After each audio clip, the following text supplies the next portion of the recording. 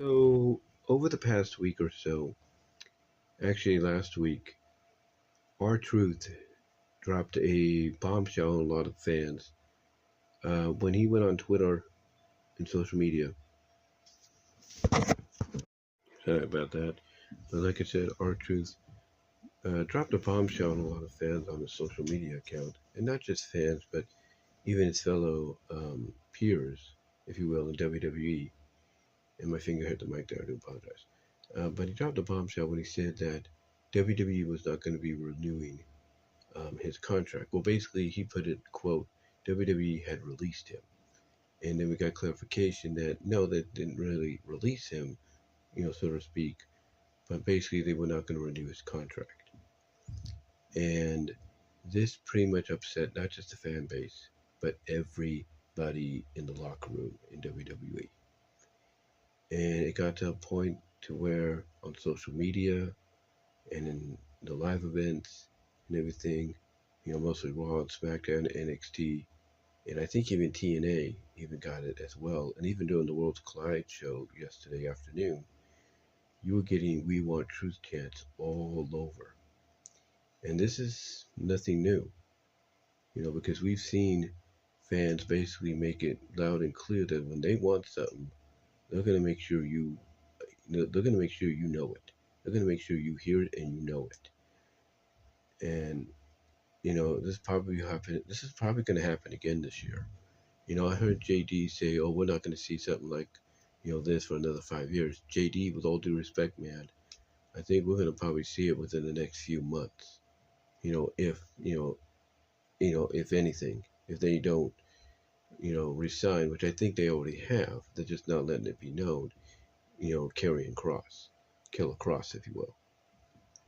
But yeah, basically, I think we might see this again real soon. And heck, we might even see it again before that because fans are going to probably want to start, fans are already online, saying, hey, let's start up a "We Want Dakota" chant, or "We Want Colito" chant, "We want this chant, we want that. They're already going to be trying something to get somebody back. And and if it works this time, it's going to work again. Maybe not on the same level as it did here, but it will work again because what I'm alluding to essentially is, like I said, R-Truth dropped a bombshell on everybody saying he was not going to be, basically renewed. He was released, not going to be renewed, if you will, once his contract expired. And this upset, like I said, not just fans, but the entire locker room because this is a guy that's been with the company for 17 years, 17 straight years. And yeah, he wasn't utilized all the time to the best of his abilities. But, whatever you gave him, he didn't argue about it. He didn't, question it or anything. He ran with it. You wanted him to be serious, he would get serious. You wanted him to be comedic, he would get comedic, and so on and so forth. You wanted him to go insane to the point that he created an imaginary friend called Little Jimmy, and so be it. He would do it. He was basically a guy that just wanted to be there and never really questioned anything. He wanted to, I mean, when he went into that storyline with Miz, with them against WWE, you know, that was a huge deal for him. But the thing was, he didn't question why they were doing it or why they were making him be something that he wasn't, but he ran with it. He ran with it and did the best, probably some of the best work he's ever done along with Miz. So, so yeah, basically, a lot of folks were upset about this. This is a guy that who basically briefly had a run in WWE from, mid 2000 to about, I think, 2000, early 2002. And he was gone after that. He was there for the invasion angle, believe it or not. But then he was gone after that. And then he showed up in TNA when it was known as NWA TNA or NWA-TNA. And he resurrected his career. He had some of the best promo work, if you will, shoot-like promo work, if you will, that I think anybody's seen. He grew there. And when he came back, essentially, what was it, 2008? After he was there in TNA for about, what, 6 years, 5, 6 years. Came back in 2008. Like was it? Yeah, 2008. Got those vignettes and everything, and they got pushed strong out of the gate. Sort of pushed strong out of the gate. The rest was history. And the work paid off when he got, like I said, that push against John Cena and sort of, with The Rock. He got that push and everything. And you couldn't ask for a better opportunity. Because he even worked with Triple H as well. He worked with Triple H, and CM Punk and everything. So you couldn't ask for a better opportunity. You couldn't. And he never, like I said, he never questioned anything else after that. Even after that, like I said, they gave him that gimmick where he went insane and he developed the imaginary little Jimmy character. He never questioned it. Even when they came up with the 24/7 rule and everything, or the 24/7 title, and he won it on multiple occasions, never questioned it. Never questioned the ridiculousness of it. Never questioned the absurdity of it. And all that. He just ran with it. He did. He just ran with it.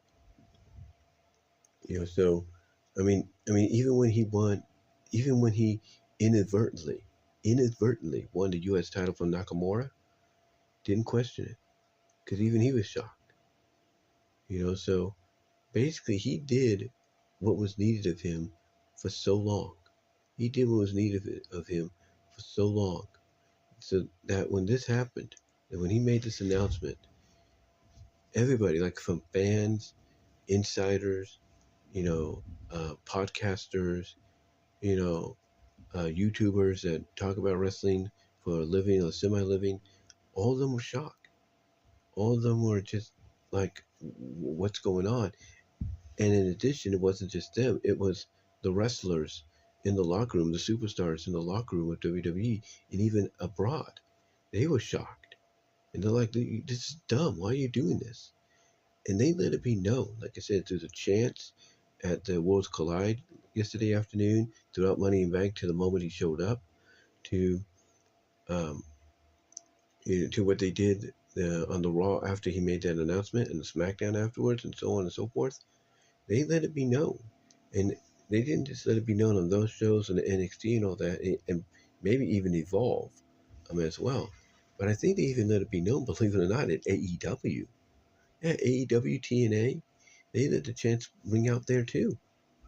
All because they were not happy about what happened.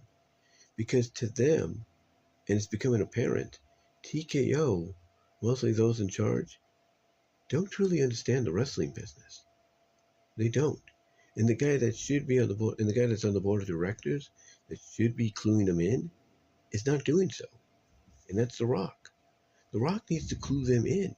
He needs to say, dude, he needs to be like, guys, WWE is not like UFC. You can't just let somebody go and that's the end of it. No. These are people that travel together, work together, are like a family together. So he needs to clue them in. And I'm sure he's heard the chants too. So he needs to clue them in. He needs to clue them in. But yeah, the outcry was loud. It was, thunderous, if you will, to the point that apparently 72 hours before Money in the Bank, they made a deal to bring him back, but bring him back as Ron Killings. In other words, according to sources, it's a deal to where Nick Khan himself had to call Ron up and say, hey, we want to bring you back. We got a deal for you. And he met him halfway as to maybe what Ron wanted and what they wanted. So basically the rest is history. Now, nobody knows the duration of the contract. Nobody does. People are thinking it could be for a few months. Some are thinking it could be another year or two and everything. We don't know. We don't know, what it could be, honestly. But here's what's crazy about this, too. A lot of people feel that this is a work. Because Triple H basically came out in the media scrum and said, enjoying the show? It's all part of the show. Basically indicating that what we saw was a work and everything. And then the whole, the whole thing with Truth going online saying he was released and all that was a work. And a lot of fans are buying into that, but then you get reports, not just from Ron himself, but also his son and other outlets said it wasn't a work. That what happened was legit and everything. Now, Fightful had to come out and say that, you know, technically he, that, well, Fightful had to basically kind of clarify that, yeah, it wasn't a work, and that technically he wasn't totally gone yet. He just wasn't going to be utilized anymore. They were just going to let his contract expire until the outcry happened and they had to bring him back. So, again, we don't know what the duration is or how his character is going to be presented as just Ron Killings. We don't know. Because there was, reports going around that there were some independent promotions, independent bookers that were trying to get him for the future shows, but now they can't. There's even speculation going around by JD himself, JD from NY206. Even he's wondering, hey, who's to say he's under WWE contract? Maybe he's under a TNA contract. Well, if he was under TNA, then why was Nick Khan the one that reached out to him? Doesn't make sense. You know what I'm saying? It doesn't make sense if that's the case. So, so who knows? Who knows how this came about and everything and all that? But again, if he is but if he is under TNA contract, that must have been the meet halfway deal that Ron did with him, saying, "Hey, let me sign with you, but also let me sign with TNA, and then let me represent TNA and go to war with WWE." That could be something too. Maybe, not saying it is, but again, if that's true, then why was the reports, going along the lines of Nick Khan being the one that reached out to him? Again, it doesn't make sense, folks. It doesn't make sense, if him being part of TNA, would call for Nick Khan to be the one to talk to him. It doesn't make any sense. But again, that's just speculation that JD had, conspiracy JD had, and all that. And people like JD were very adamant by saying, no, it wasn't a work. It was us. It was us, the fans, that made this happen. Just like it was us, the fans, that made Bryan Danielson, the champion he was in 2014. It was us that did it. It was us that pushed for Kofi Mania, for Kofi to be champion. It was us. And there is truth to that. There is truth. If you're very loud vocally, I should say. I almost said Lord, I don't know why I said that. But anyway, if you're very loud vocally and you make your intentions known in a non-violent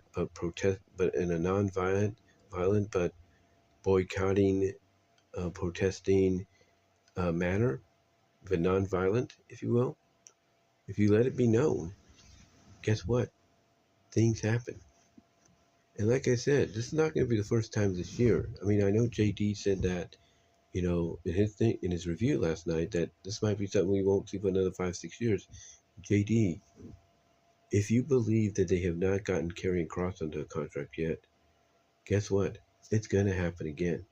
And I think what's going to happen to prevent it from happening is Triple H and Nick Khan are going to get together with Karrion and say, okay, what do you want? What do you need?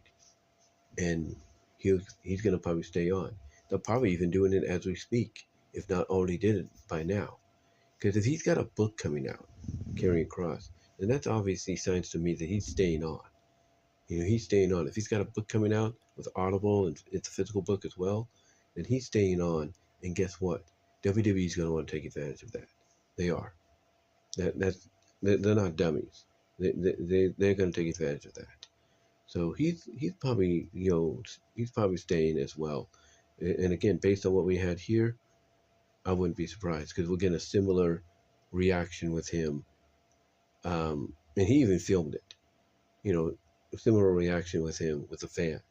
And now that truth is back, we're going to go from hearing chants of "We want truth" on Raw and SmackDown and NXT and all over to "We want Cross, we want Cross, we want Cross." Bet me on that. That's what we're going to be getting. Because he's getting reactions already. Fans are going to be like, well, this worked. Let's see if it works again with Karrion. And I guarantee you're going to get a repeat. And I'm telling you right now, if Triple H doesn't want that, Nick Khan doesn't want that, they're going to probably talk to Karrion and go like, okay, we know fans want you to stay. What do you want? What is it going to take?